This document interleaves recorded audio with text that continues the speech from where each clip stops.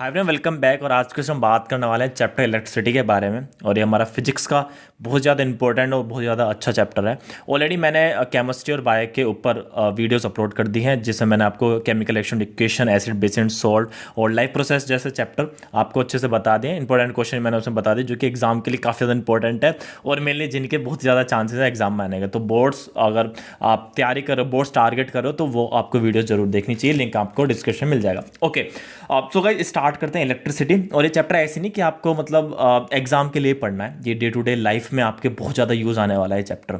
ठीक है, तो इस चैप्टर को बिल्कुल बेसिक से पढ़ते हैं, डिटेल में पढ़ते हैं और इस वीडियो के बाद आपको ये चैप्टर टफ नहीं लगने वाला। ठीक है, ओके स्टार्ट करते हैं। सबसे पहले मैं आपको एक सर्किट बना के दिखा रहा हूँ जिसकी हेल्प से हम अंडरस्टैंड करेंगे कि एक्चुअली इलेक्ट्रिक करंट क्या होता है। राइट, सो मैं यहाँ पर एक वायर ले लेता हूँ। राइट, और इस वायर में हम एक बल्ब कनेक्ट कर देते हैं। आपका ये आपका एक बल्ब कनेक्ट हो गया और इसमें हम एक यहाँ पर बैटरी लगा देते हैं। तो गाइस जिन बच्चों को पता नहीं कि सेल और बैटरी में क्या फ़र्क होता है तो मैं बता देता हूँ। सेल इस तरीके का स्ट्रक्चर होता है और बैटरी आपका जो है वो इस तरीके का स्ट्रक्चर होता है। राइट, तो इन दोनों में डिफरेंस क्या हुआ, मुझे एक चीज़ बताओ। डिफरेंस इन दोनों में ये हुआ कि जो आपका सेल होता है ना और जो आपकी बैटरी होती है, तो बैटरी जो होती है वो सेल का कॉम्बिनेशन होता है। राइट, नंबर ऑफ सेल मिलकर बैटरी बनाते हैं। तो यहाँ पर आप देखो पॉजिटिव निगेटिव और ये पॉजिटिव निगेटिव। ठीक है, तो ये आपकी बैटरी हो गई है और ये आपका सेल हो गया। राइट, तो 2 3 4 5 सेल ये मिलकर आपकी एक बैटरी बना लेता है। राइट, तो मैंने यहाँ पर एक बैटरी ले ली है, पॉजिटिव निगेटिव। एक मैंने यहाँ पर की ले लिया है। की क्या होता है? स्विच ऑन एंड ऑफ वाली की जो होती है। राइट, मतलब जैसे आपको ये मान लो कि कमरे में अंधेरा है और आपके रूम में जो है वो स्विच है, तो आपने ऑन करा तो लाइट जल गई। राइट, तो स्विच क्या कर रहे हैं? ये इलेक्ट्रिसिटी को कंट्रोल कर रहे हैं, सर्किट को ब्रेक कर देते हैं। अगर सर्किट ब्रेक हो तो करंट फ्लो नहीं होगा और सर्किट अगर ऑन कर दिया तो सर्किट पूरा कंप्लीट हो गया। राइट, तो ये स्विच होता है हमारा ऑन एंड ऑफ के लिए। अच्छा, सो आप सभी को पता है बेसिक सी चीज़ है, जब यहाँ पर आपने बैटरी लगाया तो बैटरी लगाने पर यहाँ पे करंट चालू होगा और करंट आपका जो है वो राइट बल्ब ग्लो कर देगा। बेसिक सी चीज़ है, हम सभी को पता ही है। अब मुझे एक चीज़ बताओ कि एक्चुअली ये करंट जो है ये है क्या। हमने बैटरी लगाई और हमारी करंट चलना चालू हुआ। मैं करंट से पहले आपको एक चीज़ डिस्कस कराता हूँ इलेक्ट्रिक चार्ज के बारे में, क्योंकि अगर चार्ज नहीं होगा तो करंट नहीं होने का। तो इलेक्ट्रिक चार्ज मैं आपको थोड़ा सा डिस्कस करा देता हूँ। ठीक है, एक्चुअली चार्ज क्या होता है? तो चार्ज मेनली क्यू से डिनोट करते हैं हम चार्ज को। ठीक है, चार्ज क्या होते हैं? Charge is a property of atom. Property of atom. मुझे एक चीज़ बताओ, क्लास 9th में क्या एटम वाले चैप्टर के बारे में पढ़ा होगा सभी ने। राइट, एटम के आपके जो अगर मैं बताऊं कॉन्स्टिट्यूट क्या होता है, इलेक्ट्रॉन्स होता है, प्रोटॉन होता है, न्यूट्रॉन होता है। राइट, इलेक्ट्रॉन नेगेटिव चार्ज होता है, प्रोटॉन पॉजिटिव होता है और जो आपका न्यूट्रॉन होता है वो न्यूट्रल होता है। हर एटम के अलग अलग प्रोटॉन, न्यूट्रॉन, इलेक्ट्रॉन होते हैं। राइट, तो जो इलेक्ट्रिक चार्ज है ना वो एटम की प्रॉपर्टी है। राइट, और इट कैन बी पॉजिटिव और it can be negative. Charge can be positive, charge can be negative. अगर मैं आपको बताऊं जो आपके पॉजिटिव जो चार्ज होते हैं, मतलब सेम चार्ज ना, जो आपके सेम चार्ज होते हैं वो आपके रिपेल करते हैं। रिपेल मतलब एक दूसरे से दूर भागेंगे। अगर मैं ये चार्ज ले आऊँ पॉजिटिव और यहाँ पे पॉजिटिव ले आऊँ तो इनकी टेंडेंसी है कि they will repel each other. Like अगर मैं यहाँ पर पॉजिटिव नेगेटिव ला दूँ तो they have the tendency to attract. They have the tendency to attract। एक सेकेंड, ठीक है, they have the tendency to attract. तो जो पॉजिटिव नेगेटिव होंगे वो आपके अट्रैक्ट करेंगे, जो सेम चार्ज होंगे वो आपके रिपेल करेंगे। राइट, इतनी बातें हमने यहाँ पर समझी। ओके, सो अगर हमें चार्ज के बारे में पता चल गया तो हम अब इलेक्ट्रिक करंट को ईजिली डिफाइन कर सकते हैं। अगर बात करूँ इलेक्ट्रिक करंट के बारे में तो एग्जाम पॉइंट ऑफ व्यू के लिए आपको किस तरह से डिफाइन करना वो भी मैं आपको यहाँ पर बता दूंगा। तो गाइस जो आपका इलेक्ट्रिक करंट होता है वो क्या होता है? Flow of the charge with respect to time. या फिर अगर मैं इसको अच्छी वे में बताऊँ जो एनसीईआरटी में आपकी लिखी है वो है आपकी electric current is express by the amount of charge flowing through per area in unit time. Right, so electric current क्या होगा? I equal to Q by T. मतलब चार्ज क्यू, चार्ज फ्लो कर रहा है विद रेस्पेक्ट टू टाइम। अगर मैं इसी circuit के बारे में बात करूं तो यहाँ पर गाइस कुछ नहीं है, यहाँ पर चार्ज है। अब मैं एक चीज़ आपको और बता देता हूँ कि जब हमें पता चला था इलेक्ट्रिक करंट के बारे में तो उस टाइम तक इलेक्ट्रॉन के बारे में हमें नहीं पता था। राइट, तो हम उस टाइम ये बोलते थे कि जी जो इलेक्ट्रिक या आपका करंट है ना, जो आपका करंट है ये एक तरीके का flow of the positive charge है। Flow of positive charge,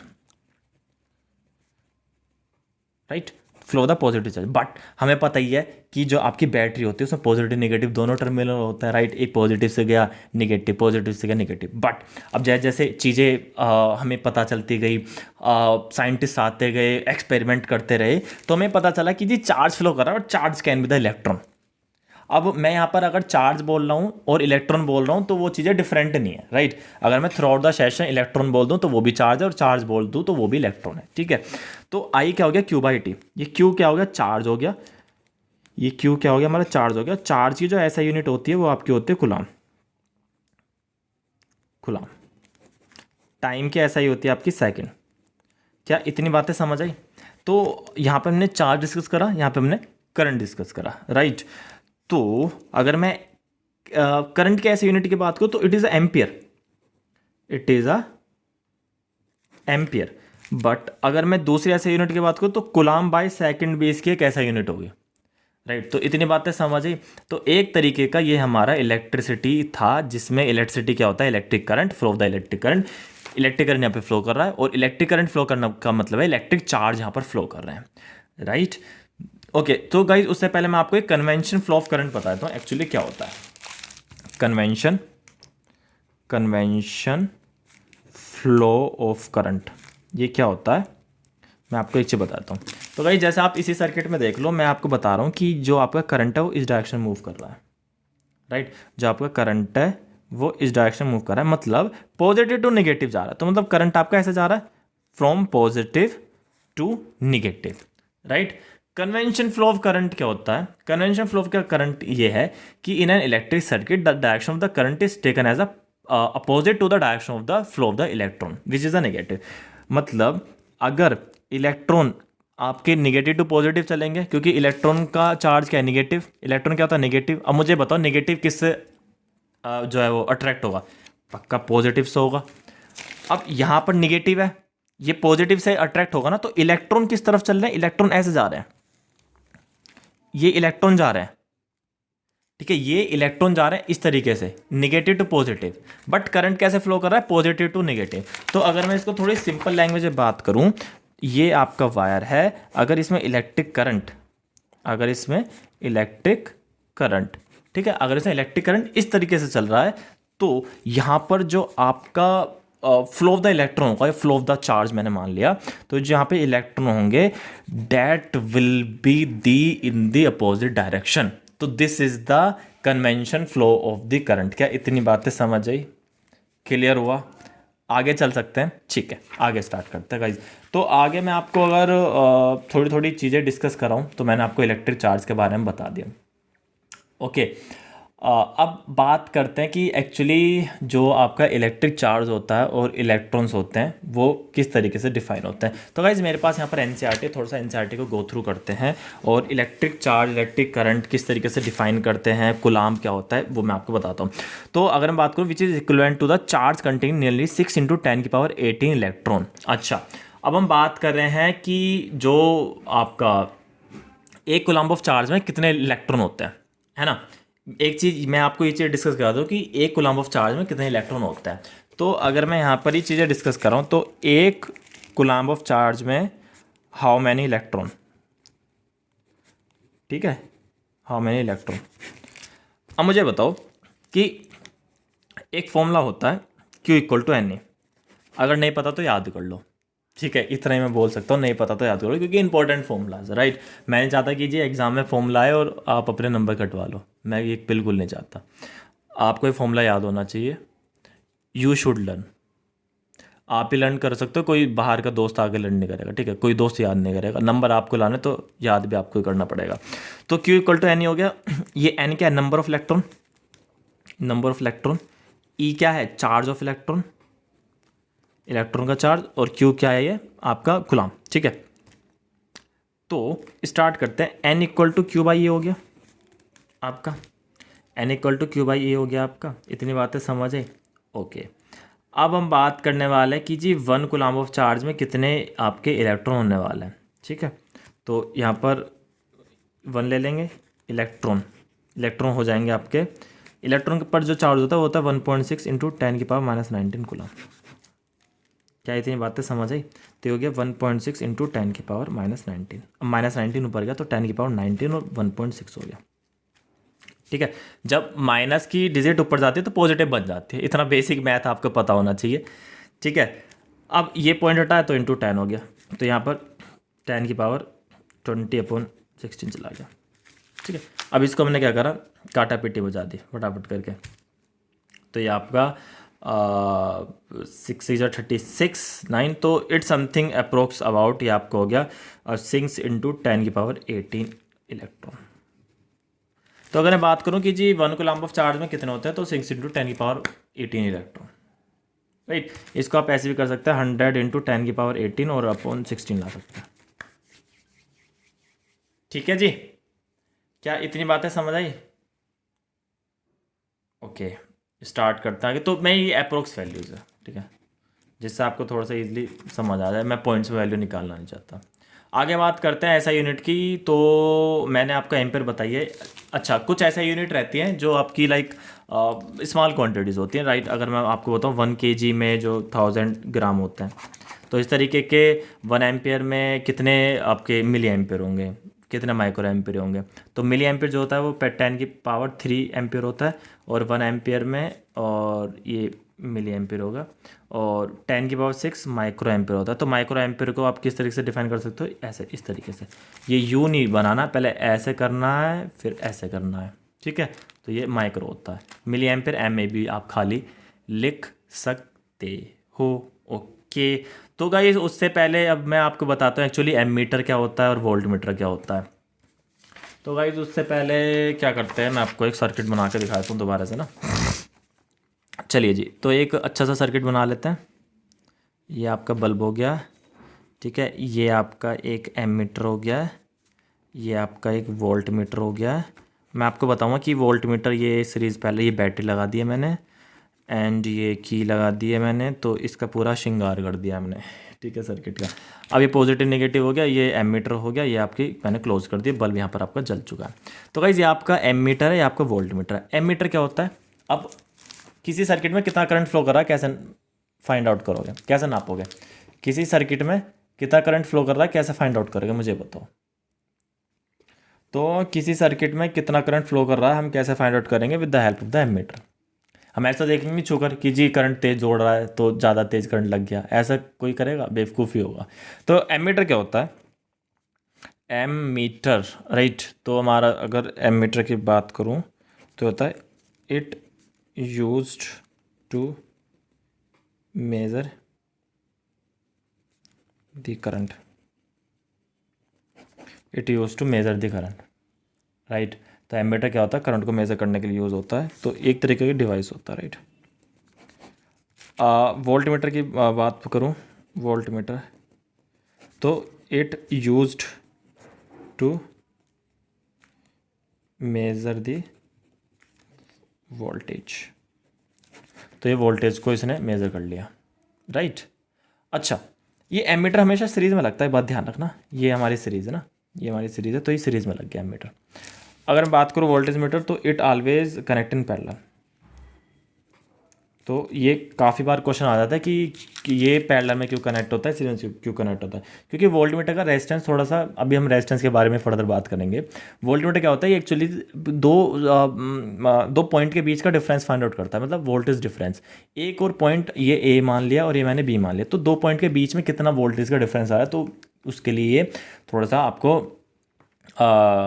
measure करने में हेल्प होता है, राइट। तो इतनी बातें आई थिंक आपको समझ आ गई होंगी। तो मेनली ये काफ़ी ज़्यादा इंपॉर्टेंट चीज़ें थी जिसमें मैंने आपको चीज़ें बताई हैं। ओके, तो गाइज़ न्यूमेरिकल मैं सोच रहा हूँ कि एक अलग सेपरेट वीडियो बना देते हैं जिसमें हम न्यूमेरिकल डिस्कस कर रहे होंगे। इसमें थोड़ा सा हम कॉन्सेप्ट के बारे में बात कर रहे होंगे। तो अभी तक हमने जो फॉर्मूलेज पढ़े हैं वो पढ़े हमने I = Q/T और Q = NE। तो ये आई थिंक इन फॉर्मूले से रिलेटेड आपको जो है वो न्यूमेरिकल आप बना लोगे, कोई दिक्कत नहीं आएगी, राइट। इतनी बातें समझ हुई। यूनिट ऑफ करंट के बारे में पता चला, करंट के बारे में आपको पता चला कि एम्पेयर होता है, और एम्पेयर क्या होता है, एम्पेयर होता है आपका कूलम्ब/सेकंड। ठीक है, अगर मैं 1 एम्पेयर की बात करूं तो 1 एम्पेयर क्या होता है, when the 1 coulomb of charge flow through the circuit in 1 second. When 1 coulomb of charge flow through the circuit in 1 second, तो वो आपका 1 एम्पियर करंट हो जाता है। ठीक है, इतनी बातें समझ आई। तो गाइस इलेक्ट्रिक पोटेंशियल की तरफ मूव कर जाएं। अरे यस नो, चलो जी इलेक्ट्रिक पोटेंशियल के ऊपर थोड़ा मूव कर जाते हैं। स्टार्ट करते हैं। अब स्टार्ट करते हैं इलेक्ट्रिक पोटेंशियल। ये भी काफ़ी ज़्यादा अच्छा टॉपिक है आपका, इलेक्ट्रिक पोटेंशियल। ठीक है, अब जी पोटेंशियल से आपको क्या पता चल रहा है? पोटेंशियल कभी कभी टीचर क्लास में बोल देते कि भाई इस बच्चे में बहुत ज़्यादा पोटेंशियल है, ये पूरे आउट ऑफ नंबर ला सकता है, बट ये मेहनत नहीं करता। अगर मेहनत करेगा तो आउट ऑफ नंबर ला सकता है। मतलब कि टीचर ये बताना चाह रहा है कि वो बच्चा कर सकता है और उसके अंदर पूरी कैपेसिटी है, पूरी पावर है उसको एग्जाम क्रैक करने की 90, 95, 100%। ऐसे ही इलेक्ट्रिक के अंदर, इलेक्ट्रिक करंट के अंदर कितना ज़्यादा पोटेंशियल है कि वो पूरे सर्किट में कितने अच्छे से मूव कर सकें, तो वो इलेक्ट्रिक पोटेंशियल होता है। पोटेंशियल कौन देता है उसको, अभी हम बताते हैं सर्किट की हेल्प से। देखो गाइज, अगर आपको चीज़ें समझ है ना तो डायग्रामेटिकली चीज़ आपको करनी पड़ेगी, अनलेस अनटिल आप कितनी भी थ्योरेटिकल पार्ट पढ़ ले। जब मैं अपनी क्लास 10th में था ना, तो यार मैं थोड़ा सा चीज़ों को फोकस करता था कि मेनली थ्योरेटिकल पार्ट ना हो, प्रैक्टिकल चीज़ें ज़्यादा हो। इसलिए मैं आपको प्रैक्टिकल चीज़ों से रिलेटेड चीज़ें बताकर ही आगे चलता हूँ, क्योंकि थ्योरी क्या होती है और आज आपने पढ़ी कल आप भूल गए, बट जब आप प्रैक्टिकली चीज़ें पढ़ते हो तो वहाँ पर आपको चीज़ें बहुत ज़्यादा, ठीक है, समझ आने लगती हैं। स्टार्ट करते हैं। ओके, तो पॉजिटिव नेगेटिव हुआ, ये बल्ब आपका चलने लगा, ये की मैंने यहाँ पर बंद कर दी। ओके, यहाँ तक हमने चीज़ समझ आ गई। तो जी हमने बैटरी लगाई तो यहाँ पर करंट भी चलेगा, बिल्कुल जी, बढ़िया, एकदम बढ़िया तरीके से। अब मुझे बताओ कि ये करंट क्यों चल रहा है? बेसिक सा आंसर पूछ रहा हूँ मैं, क्वेश्चन पूछ रहा हूँ, ठीक है, आंसर तो आप देना है मुझे। चलो मैं आंसर ही बता दूंगा। पहले बेसिक सा क्वेश्चन मैं पूछ रहा हूँ कि जी करंट मतलब ये बल्ब क्यों जल रहा है? ठीक है, बल्ब क्यों जल रहा है? बल्ब जल रहा है कि जी भाई यहाँ पर बैटरी लगाई है, इस बैटरी का क्या रोल है मुझे बताओ। पहले बैटरी का रोल ये है, अब मुझे बताओ किसी सर्किट में अगर बैटरी लगाओ, बैटरी नहीं लगाओ तो करंट चलेगा, बल्ब जलेगा? नहीं जलेगा। बैटरी लगाओगे तो करंट जल जाएगा, करंट चल जाएगा, बल्ब जल जाएगा। ठीक है, इतनी बातें हमें पता है। बैटरी क्या काम कर रही है? बैटरी इस करंट को फ्लो करा रही है। मतलब इस बैटरी क्या है, ये बैटरी जो यहाँ पर चार्जेस हैं उनको पावर दे रही है, भाई आगे चल, राइट। अब मैं आपको थोड़ा सा जूम करके बता देता हूँ। जूम इन द सेंस कैसे कि जी ये आपका एक वायर है, ठीक है।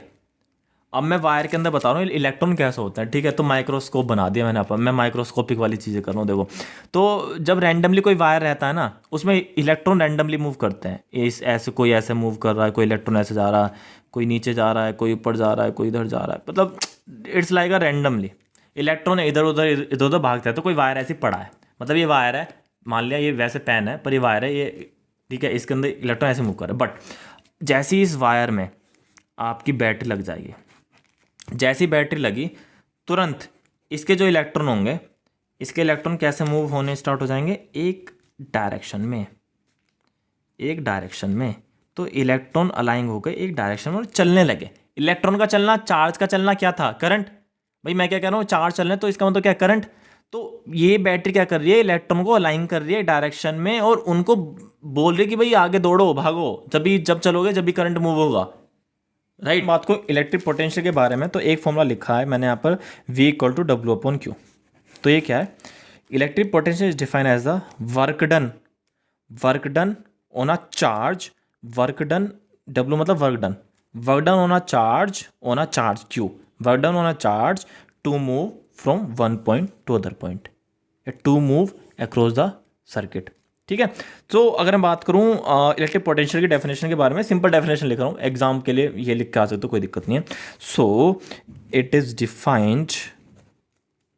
Defined as the work done on a charge to move from one point to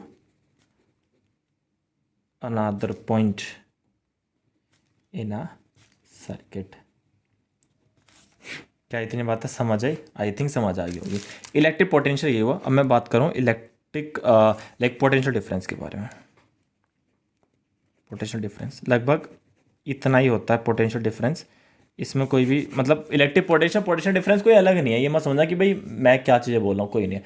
अगर जहाँ मैं बात कर रहा हूँ कि एक टर्मिनल से दूसरे टर्मिनल, तो वो इलेक्ट्रिक पोटेंशियल हो गया, right, from one terminal to other terminal या from one point to other point. अगर मैं बात करूँ कि जहाँ पर आपका जो पोटेंशियल डिफरेंस है, राइट, इलेक्ट्रिक पोटेंशियल डिफरेंस है, अगर मैं स्पेशली 2 पॉइंट की बात करूँ, अगर मैं यहाँ इस पॉइंट से इस पॉइंट की बात कर लूँ, ठीक है, तो वो आपका पोटेंशियल डिफरेंस हो जाएगा।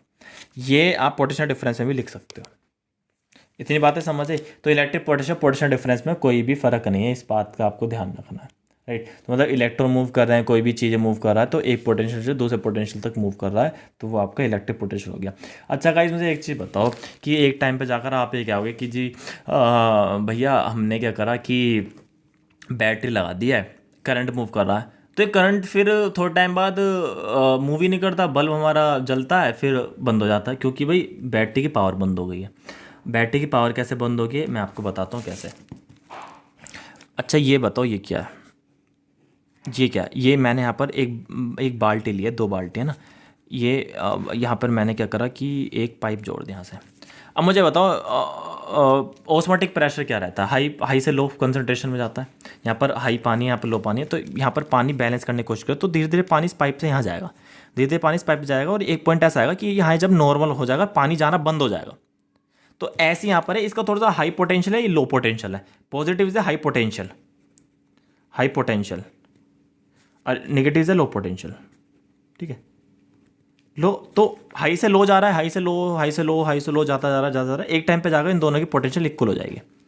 इसलिए एक टाइम पे जाकर करंट फ्लो होना बंद हो जाता है, जिससे हम बोलते थे कि जी बैटरी बेकार होगी, नया सेल ले आओ, नई बैटरी ले आओ। तो मज़ा आ रहा है ना, ये बेसिक चीज़ है, ये चीज़ें कहीं नहीं मिलने की, राइट। तो ये वोल्ट है गाइज। तो अगर मैं बात करूँ कि 1 वोल्ट क्या होता है, 1 जूल अपॉन 1 कूलम। तो 1 volt is defined as a when 1 joule of work is done on 1 coulomb of charge.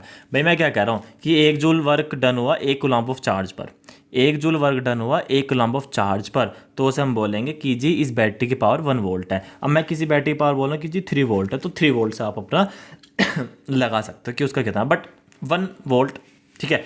3 volt से ये भी रह सकता है कि 3 जूल ऑफ वर्क हुआ है 1 कूलम पे, राइट, या फिर 6 जूल ऑफ वर्क हुआ है 3 कूलम पर, तो 3 टू जा राइट, मतलब 6 जूल ऑफ वर्क हुआ है 2 कूलम पर, तो 2 3 6, तो मतलब मेनली आ जाएगा। बट मैं 1 वोल्ट की बात कर रहा हूँ यहाँ पर, ठीक है। तो 1 joule of work upon 1 coulomb of charge. तो गाइस इतनी बातें समझ आई,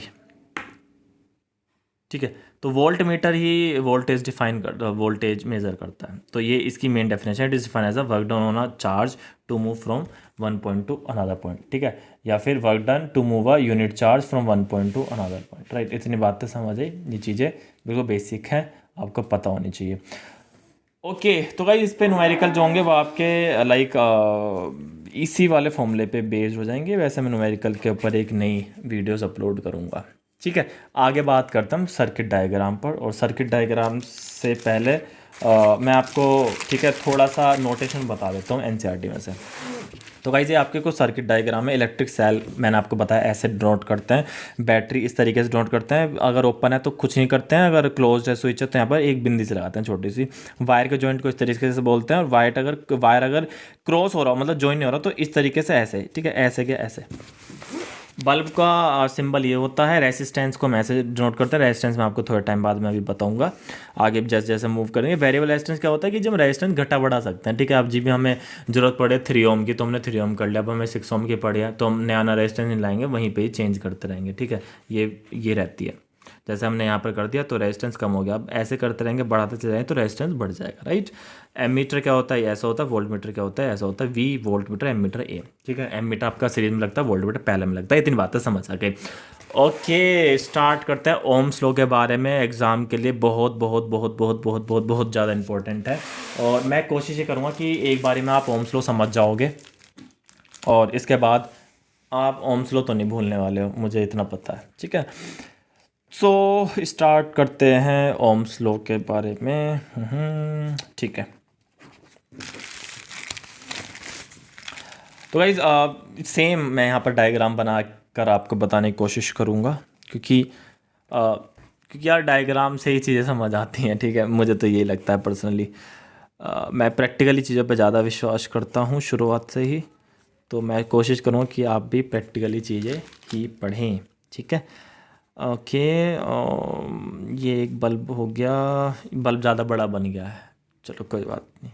ड्राइंग एज सच खास मेरी अच्छी नहीं है, बट मैं पूरा ट्राई कर रहा हूँ। यहाँ पे गाइस की भी मुझे लगानी थी, बट मैं सिंपली आपको यहाँ पर करंट से रिलेटेड चीज़ें बताऊँगा ना।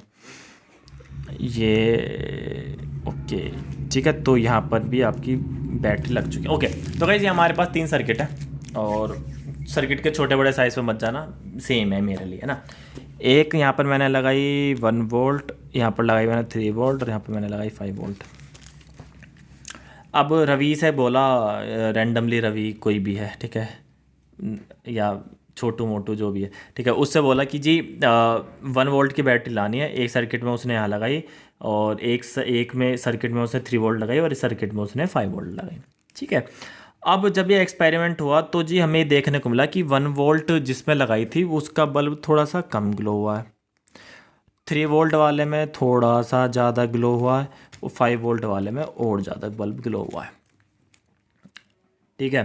तो ये क्या हुआ, मतलब आप सभी को पता है कि जी ज़्यादा बैटरी पावर लाएं तो ज़्यादा बल्ब ग्लो होगा, कम बैटरी लगाएं कम, और उससे कम होगा कम।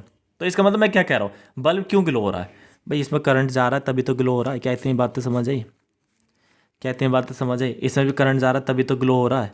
बिना करंट के ग्लो हो जाएगा, लगता है, डू यू नो, बिना करंट की चीज़ें ग्लो क्या है, कुछ नहीं होने का, ठीक है।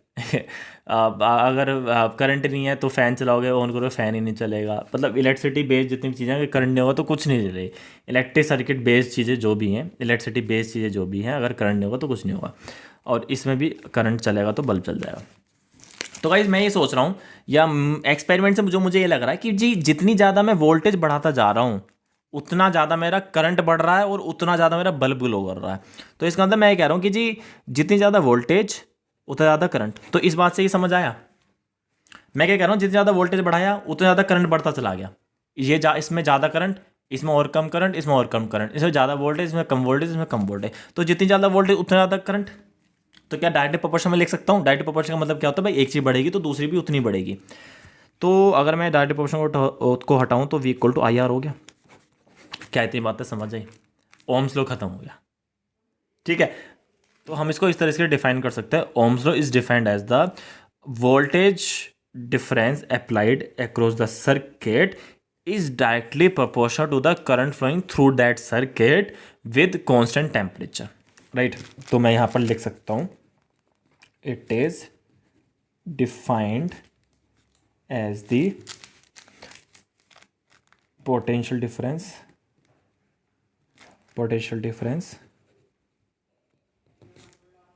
applied across the circuit is directly proportional voltage difference applied across the circuit is directly proportional to the current flowing, ठीक है, current flowing through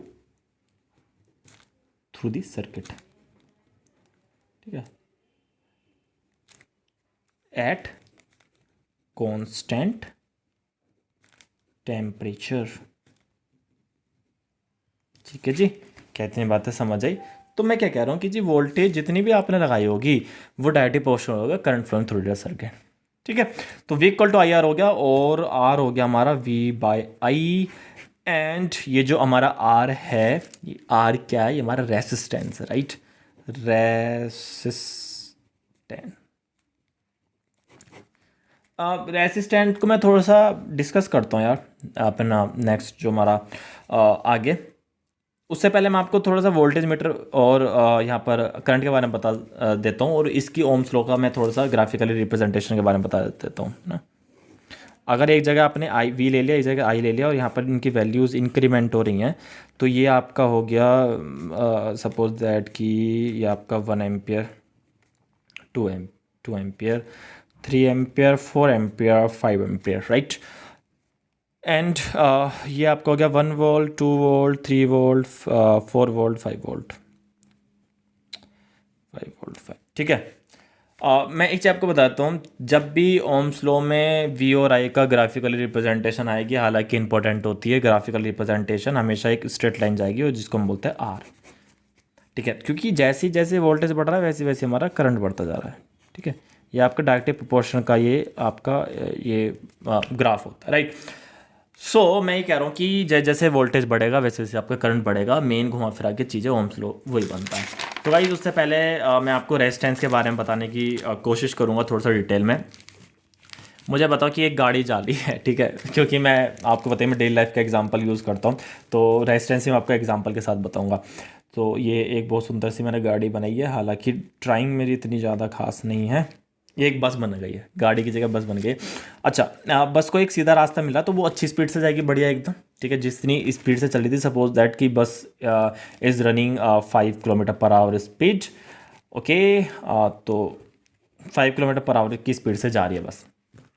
अब क्या हुआ, सेम बस जा रही है, राइट, ये सेम ही बस है, इसको आगे जाके रास्ता मिला ऐसे टेढ़ा मेढ़ा सा, ठीक है, तब गड्ढे हो गए, कभी कुछ हो गया कभी, तो इसकी 50 से कितनी स्पीड आ जाएगी, 10 आ जाएगी, 10 आ जाएगी, 5 आ जाएगी, और हो सकता है कि ये पंचर वंचर हो के यहीं खड़ी हो जाए साइड वाइड में, आगे भी ना चले। तो गाइस सेम बस जो है ना, ये करंट है, सेम बस करंट है। अगर कोई भी सर्किट है उसमें मैंने यहाँ पर बैटरी लगाई है और यहाँ पर करंट फ्लो कर रहा है, तो रेजिस्टेंस देखते करंट बोलेगा भाई ये तो रेजिस्टेंस आ गया, मेरे तो आगे जाना बड़ा मुश्किल हो गया। तो रेजिस्टेंस करता है, करंट को रेसिस्ट करता है, करंट को अपोज करता है, भाई मत चल। तो रेसिस्टेंस क्या हुआ, रेसिस्टेंट क्या हुआ, या रेसिस्टेंस क्या हुआ, ठीक है, रेसिस्टेंस क्या हुआ। तो रेजिस्टेंस क्या हुआ, अगर मैं डिफाइन करूँ इसका, तो ये बैठा, it oppose the flow of current, it oppose the flow of the current, या इट रेसिस्ट, रेसिस्ट भी रोक नहीं हो, it resist the flow of current. क्या इतनी बातें समझ आई।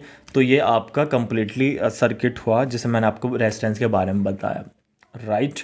ऐसा यूनिट क्या होती है इसकी, ओम होती है, ओम। ओम तो नाम ही काफ़ी है, ठीक है। तो इसको इस तरीके से भी डिफाइन करते हैं, ऐसे करो ऐसे करो ऐसे करो, तो ये हो गया ओम, राइट। सो ये हमारा पूरा रेसिस्टेंस वाला पार्ट था, ओम स्लो वाला पार्ट था, जिसे मैंने आपको रेजिस्टेंस बताया। अच्छा, फॉर्मूले की अगर मैं बात करूँ तो V equal to I R था, और रेसिस्टेंस हो गया आपका V और I। तो अगर मैं V I, तो अगर मैं बात करूँ कि जी 1 ओम क्या होता है, अगर मैं डिफाइन करूँ तो हो जाएगा 1 volt upon 1 ampere. So when अगर मतलब इसको अगर मैं 1 ओम को डिफाइन करूँ तो 1 वोल्ट अपॉन 1 एम्पियर हो गया, राइट। तो इसका मतलब क्या हुआ कि अगर किसी भी सर्किट में 1 वोल्ट, राइट, बैटरी लगी है और वहाँ से 1 एम्पियर हमें करंट मिल रहा है, अनलेस अनटिल कि कोई भी उसमें एक्सटर्नल डिवाइस ना लगा हुआ, तो वहाँ पर उस सर्किट का जो रेजिस्टेंस होगा वो 1 ओम होगा, ठीक है। तो गाइस ये जो रेजिस्टेंस होता है ना, ये काफ़ी चीज़ों पर भी डिपेंड करता है। जैसे कि अगर कोई वायर है, factor depend on resistance,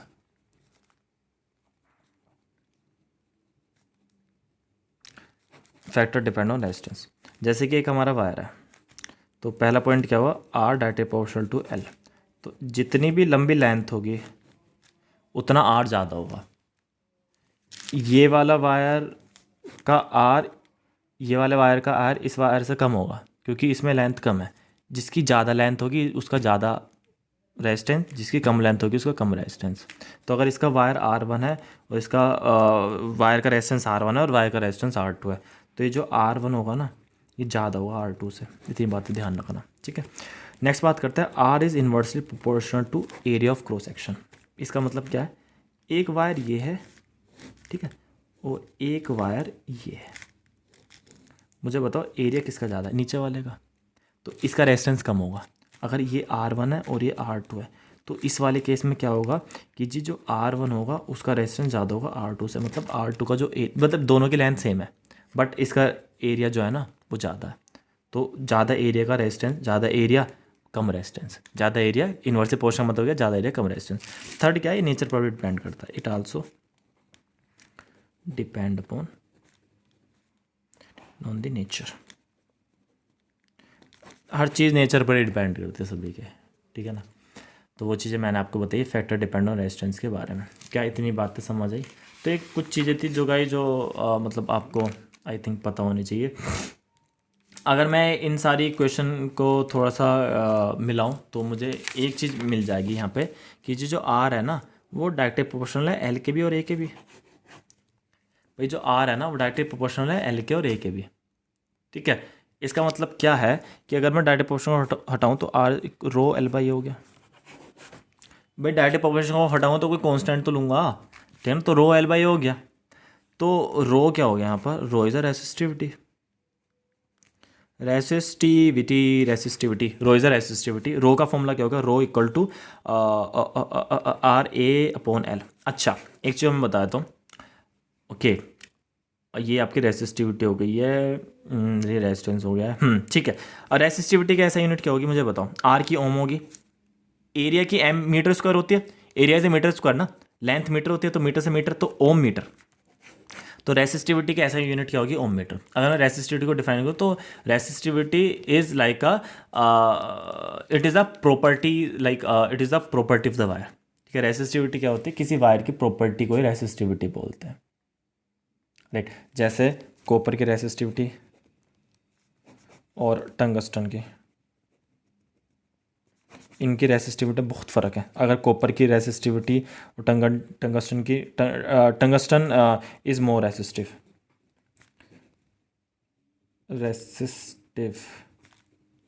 than copper, तो टंगस्टन जो है वो ज़्यादा रेसिस्टिव है कॉपर से। तो रेसिस्टिविटी डिपेंड करती है, राइट, एक दूसरे से दूसरे पर। गाइज एक चीज़ मुझे और आपके साथ डिस्कस करनी थी, हम मेनली हीटिंग डिवाइस में एलॉय क्यों यूज़ करते हैं, क्योंकि एलॉय क्या होता है वो ऑक्सीडाइज नहीं होते हैं, वो हीटिंग डिवाइस में इसलिए यूज़ होते हैं। जैसे इलेक्ट्रिक आयरन हो गया, टोस्ट हो गए, सारे जो है वो आपके एलॉयज होते हैं जिनमें ज़्यादा हाई रेसिस्टिविटी होती है, ठीक है। तो गाइज यहाँ पे हमने बात की रेसिस्टिविटी के बारे में, और एक क्वेश्चन काफ़ी ज़्यादा बार आता है कि एलॉय जो है वो हीटिंग डिवाइस में क्यों यूज़ होते हैं। क्योंकि जो हमारे एलॉयज़ होते हैं ना वो जो बने होते हैं वो एक तरीके का नॉन मेटल्स एंड मेटल्स, मतलब एक तरीके का मिक्सचर होता है, प्योर मेटल नहीं होते alloy, it's like a mixture, ठीक है। मतलब ये पूरा कंडक्टिविटी एक तरीके से जैसे कॉपर रहता है ना वो पूरा कंडक्ट करता है करंट, वो इस तरीके के नहीं होते ये, बट ये एक तरीके का मिक्सचर होता है एलॉय। तो एलॉय क्यों हीटिंग डिवाइस में यूज़ करते हैं, क्योंकि alloy do not oxidise readily at high temperature, right. मतलब जैसे आपका जो जितने भी हीटिंग डिवाइस होते हैं, ठीक है, जितने भी हीटिंग डिवाइस होते हैं उनमें जो है वो हम एलॉय यूज़ करते हैं क्योंकि they do not oxidise easily, right. तो इस तरीके के क्वेश्चन आपको डेफिनेटली मिल रहे होंगे। ओके तो गाइज अब मेनली हमने यहाँ पर रेसिस्टिविटी पढ़ी, रेसिस्टेंस पढ़ा और ओम्स लॉ पढ़ा, करंट पढ़ा, सारी चीज़ें हमने यहाँ पर गो थ्रू कर ली। अब हम बात करते हैं एक्चुअली रेसिस्टेंस जो होता है वो किसी सिस्टम पर कैसे होता है, ठीक है। तो अगर मैं यहाँ पर आपको डिस्कस कराऊँ कि रेसिस्टेंस ऑन अ सिस्टम, ठीक है, ऑन अ सिस्टम, मतलब ये सिस्टम कैसा है, on a system of resistor. तो गाइज एक चीज़ मैं आपको यहाँ पर थोड़ी सी डिस्कस कराता हूँ कि अब हम बात करने वाले हैं रेसिस्टेंस। अगर बहुत सारे रेसिस्टर हमने लगा दिए एक सिस्टम में तो वहाँ पे रेसिस्टेंस क्या होता है। तो पहला जो पॉइंट होगा वो हमारा होगा सीरीज़, ठीक है, पहला जो पॉइंट होगा वो हमारा सीरीज़ होगा, और दूसरा जो पॉइंट होगा वो हमारा होगा पैरेलल, राइट। तो पहला सीरीज़ होगा, दूसरा हमारा पैरेलल होगा। तो भाई जो सीरीज़ कॉम्बिनेशन होता है उसमें क्या होता है, उसमें रेजिस्टेंस जो होता है सीरीज़ में लगे होते हैं, एक ये एंड एक ये, ठीक है। तो यहाँ पर हमने लगाई एक बैटरी और यहाँ पर एमीटर लगा लो, ठीक है, और एक यहाँ पर की लगा लो, राइट। ये हमारा R1 हो गया, ये हमारा R2 हो गया, हमारा R3 हो गया। तो हमने क्या करा कि रेसिस्टेंस जो होते हैं वो हमने सीरीज़ में लगा दिया। आप सभी बताएं रेसिस्टेंस क्या होता है, रेसिस्टेंस वो होते हैं जो करंट को अपोज करते हैं, करंट को रोकते हैं। अब हम चेक करना चाह रहे हैं कि जी जब रेसिस्टेंस बहुत सारे आपस में आते हैं, चाहे वो सीरीज़ में लगे हो चाहे पैरेलल में लगे हो, तो उनकी वैल्यूज़ ओवरऑल बनती क्या है, राइट। यहाँ पर हमने बैटरी लगाई पॉजिटिव नेगेटिव, यहाँ से बैटरी से हमारा करंट चलना चालू हो। क्या इतनी बातें समझे? एक चीज़ और मैं आपको बताता हूँ कि यहाँ पर एक V वोल्ट ले लेते हैं अक्रॉस द रेसिस्टर, क्योंकि ये सब पैरेलल में और मतलब आई मीन ये बैटरी के तो ठीक है सीरीज़ में होंगे ना, तो ये सारी चीज़ सीरीज़ में, तो इनके अक्रॉस जो है ये V आपका सेम होगा। ओके तो यहाँ पर अगर मैं आपको डिफाइन कराऊँ, so we have 3 resistor, let we have 3 resistor, ठीक है। तो जो हमारे पास 3 रेसिस्टर हैं, तो हमारे पास यहाँ पर 3 रेसिस्टर थे, R1 हो गया, R2 हो गया और R3 हो गया, right. Current I flowing through them, ठीक है, current I flowing through them, okay. I current हमारा फ्लो कर रहा है, रेजिस्टेंस हमारे पास, ठीक है, ये R1 R2 R3, okay. So guys ये जो करंट जो आई है ये इसमें भी, ठीक है, आई फ्लो करेगा, इसमें भी आई फ्लो करेगा और इसमें भी आपका आई फ्लो करेगा, राइट। अब इसमें मुझे एक चीज़ बताओ, एक्चुअली इसमें डिफरेंसेस किस चीज़ के होंगे? गाइज मैं एक चीज़ आपको बताता हूँ कि जो आपके एक तरीके का जो वोल्टेज होती है ना, वो सीरीज़ में आपकी डिफरेंट होती है। जैसे ये V1 होगी, ठीक है, ये आपकी V2 होगी और ये आपकी V3 होगी, ठीक है। सीरीज़ में आपकी वोल्टेज डिफरेंट होती है बट पैरेलल में वोल्टेज सेम होती है। तो अगर मैं बात करूं overall, so total voltage V equal to V1 plus V2 plus V3। क्या तीन बातें समझ आई भाई? सीरीज़ में क्या है, वोल्टेज हमारी डिफरेंट होती है हर across the resistor, right. So V1 plus V2 plus V3, V क्या है हमारा, total I R equal to V1 क्या है, आई R1, V1 R1 के अक्रॉस है और V2 R2 के अक्रॉस है और V3 R3 के अक्रॉस है, ठीक है। यहाँ से आप क्या करो, आई कॉमन ले लो, R1 plus R2 plus R3, ठीक है। आई से आई कट गया, R equal to R1 plus R2 plus R3, ठीक है। यहाँ पर ये चीज़ देखो कि ये R है, R1 plus R2 plus R3, तो मतलब अगर मैं बात करूँ सीरीज़ में आपके 3 रेजिस्टेंस हुए, R1 R2 R3, ठीक है। अब इन तीनों को अगर आप जोड़ लोगे, मतलब सीरीज़ में क्या होता है, जितने भी रेजिस्टेंस है उनको जोड़ लोगे तो आपको आंसर मिल जाता है। ये आपका सीरीज़ कॉम्बिनेशन हो गया। Parallel combination is like something different, ठीक है। डिफरेंट कैसे, अभी मैं आपको बताता हूँ। तो ये आपके पैरेलल कॉम्बिनेशन में इस तरीके का होता है, राइट। यहाँ पे मैंने यहाँ पे एमीटर लगा लेते हैं, ठीक है। यहाँ पे आप बैटरी लगा ली, यहाँ पे हम की लगा लेते हैं, तो मेनली आपका सर्किट बन गया। एमीटर यहाँ लगा लो, यहाँ लगा लो, सब सीरीज़ में, ठीक है। ये वाली ये आपके पैरेलल में हो गए, R1 R2 R3 ये पैरेलल में हो गए। हाँ, इनकी एक और चीज़ क्या है, यहाँ पर वोल्टेज सेम होगी, बट जैसे ही यहाँ पर करंट जाएगा, जैसे ही यहाँ पर करंट आया, जैसे ही उसको डिवाइड मिला तो ये करंट डिवाइड हो गया, ठीक है। यहाँ पर चला गया I1, यहाँ पर चला गया I2, यहाँ पर चला गया I3। क्या इतनी बातें समझ आई? तो I1 I2 I3 यहाँ पर करंट आपका डिवाइड हो गया, ये आपका V क्या हो गया, वोल्ट हो गया, राइट। इतनी बातें समझ आई। तो अगर मैं बात करूँ, लेट हैव 3 रेसिस्टर, सेम चीज़ हम यहाँ पे करेंगे, लेट हैव 3 रेसिस्टर, ठीक है, R1 R2 R3, ठीक है। क्या इतनी बातें समझ आई? अब मैं क्या कह रहा हूँ, वोल्टेज, अब वोल्टेज सेम है ना, तो वोल्टेज अक्रॉस दिस सर्किट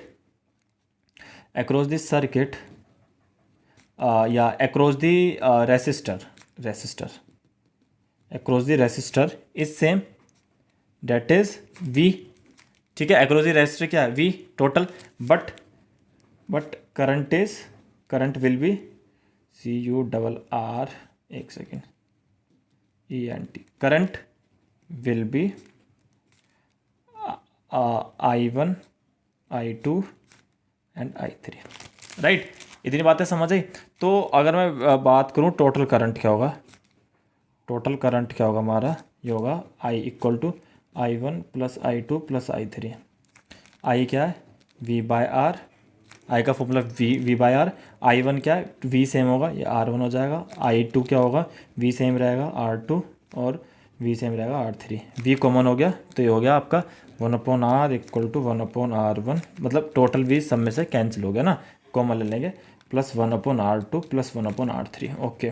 तो गाइज अगर बात करूँ पैरेलल में, तो पैरेलल का हमारा ये होगा, और सीरीज में बात करूँ तो सीरीज में होगा। तो अगर मैं यहाँ पर R1 की वैल्यू 1 2 3 ले लूँ तो 1 + 2 + 3 हमारा ये निकल जाएगा। अगर मैं इनकी वैल्यू ठीक है 1 2 3 ले लूँ तो 1/R क्या होगा, 1/1 + 1/2 + 1/3। वहाँ पर आप एलसीएम लेके चीज़ें निकाल सकते हो। ठीक है, तो ये आपके गाइस डिफरेंट आपके मैंने बताया कि कॉम्बिनेशन होते हैं रेसिस्टर के।